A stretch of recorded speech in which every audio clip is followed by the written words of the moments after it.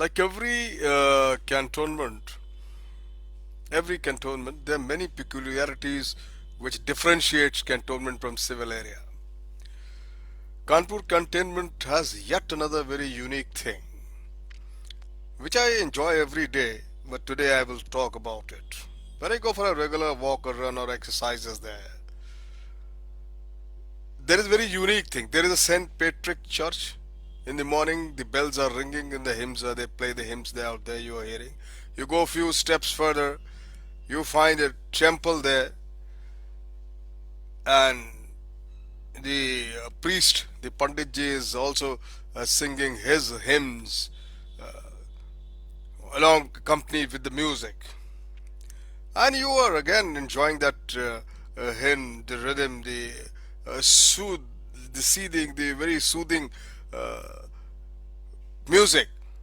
As you walk further a few steps, there is a Sikh battalion which is permanently located there. Only there is a Sikh regiment. The battalions keep changing.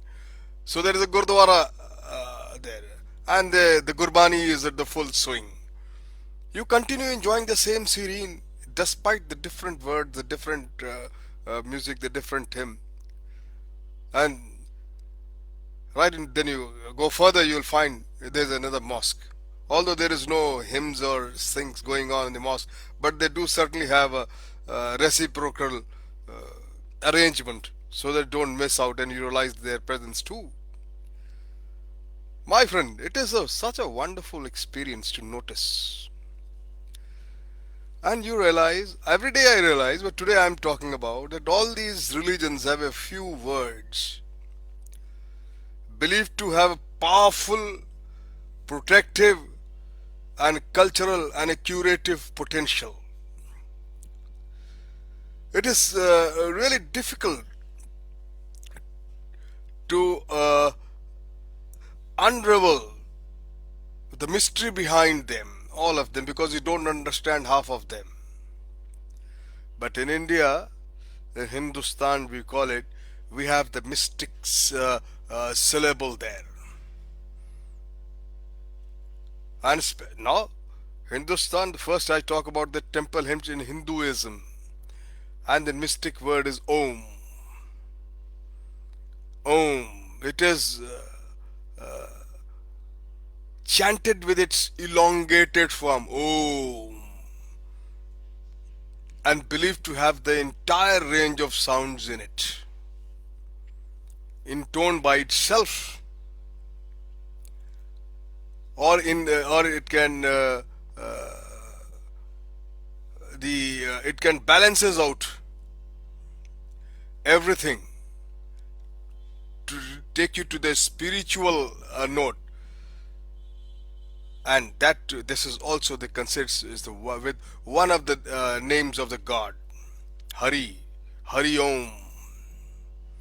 It does not. It does produce very soothing effect on jangled nerves, and certainly brings peace of mind. In the same rhythm, when you walk across, you realize the Sikh equivalent to Om is Eko Omkar, meaning there is only one God, is derived from it, but it does not enjoy the same popularity among Sikhs as does Om, I find, among Hindus. Now notice the Muslims. The Muslims do not have any single word to match their match Om or Eko Omkar, but they do have something which sound which is like Allahu Akbar. It's repeated while telling the beads of a rosary. They also recite collective passages of Quran, which are believed to be more powerful than others.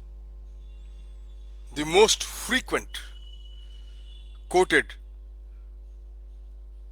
is the course, the opening lines of the holy book, and it's called Al Fatiha.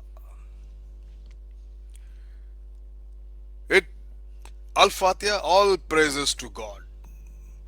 You see, it says, Lord of all worlds,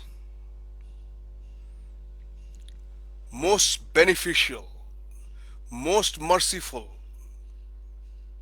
King of the day of the judgment. You alone we worship, and to you alone we turn uh, for help. Guide us, O Lord, to the path that is straight, the path of those who have blessed, not of those who have earned your anger, nor those who have gone astray.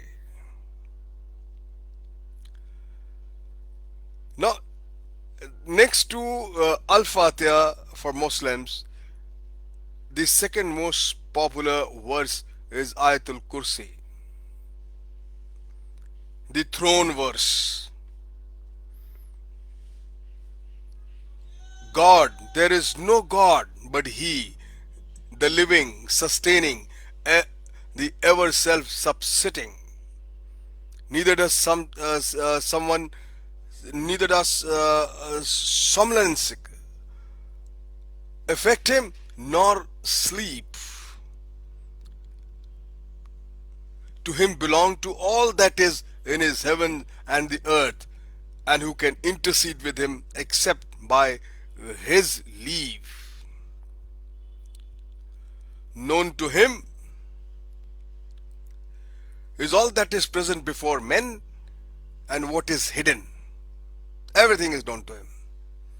In time past and in time future. And not even a little of his knowledge can they grasp except what he wills. His seat extends over heavens and the earth, and he tries not protecting them. He alone is high and supreme. There is no compulsions in matter of faith. Distinct is the way of guidance, now from error.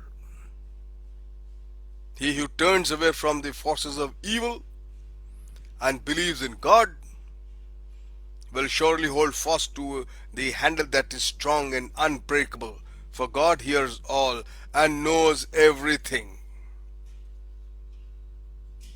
My dear friend, the Ayatul Kursi is embossed on medallion and worn by the Muslim ladies attached to their necklaces.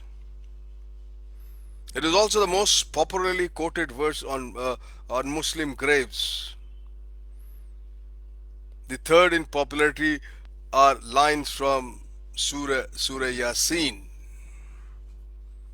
The surah is also a favorite citation on the mausoleums, many of them. On the entrance gate of the Taj Mahal, it is reproduced in full. Whenever you visit, you must notice and read. And if you get an opportunity, read the meaning of Surah Yasin, why it is engraved on the entrance of the Taj Mahal. Among Hindus, the mantra regarded as which is the most powerful is the Gayatri mantra, my dear, from Yajur Ved. To me, it appeared as an innovation to the sun, and I could not decipher any hidden meaning in it. I turned to my one of the very close dear friend, a great scholar and a pundit, who retired as a professor of Hindi and Sanskrit some years ago, was kind enough to illuminate my mind, and I share his explanation with you. For the mantra Om Bhur Bhurva Swah Tat Savatur Varneyam Bhargo Devasya Dhimahi Dhiyo Yo Na Prachodaya. After the incantation of the Om is Bhur, Bhuva Swah, meaning on earth, Bhur, in the sky, Bhuva, and in the heavens above the sun, Swah. Tat stands for God. Savitur, God as the creator and the power that sustains creation. Varnayam, it indicates that God is transcendent. Bhargo, that he is the light that dispels darkness and purifies impurities. Devasya, he is the light behind all lights and the bestower of happiness. Dhimahi is an exhortation to meditate on him. Dhiyo stands for intellect, no for hours, and Prachodayat is the prayer that God may direct over over us, emphasizing us forward, encouraging our forward towards good deeds, thoughts, and conduct. My friend, literally, the Gayatri Mantra means ki let us meditate on God, His uh, attributes, who is the basis of everything in the universe, and its creator, who is fit to be worshipped as omniscient, omnipresent, omnipotent, and self-existence, conscious being who reminds all ignorance and impurities from the mind. He removes all kinds of impurities and all kinds of ignorance from the mind. God purifies and sharpens our intellect, enlightens our intellect.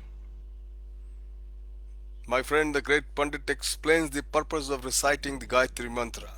He says, this mantra invokes the integrated form of endless and beginningness of God.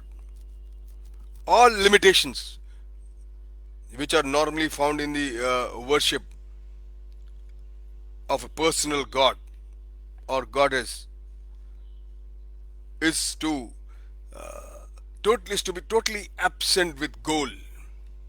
As such, it helps to clean our mind of its impurities, and when it expands, Gayatri Mantra, he says, helps us to possess an enlightened intellect.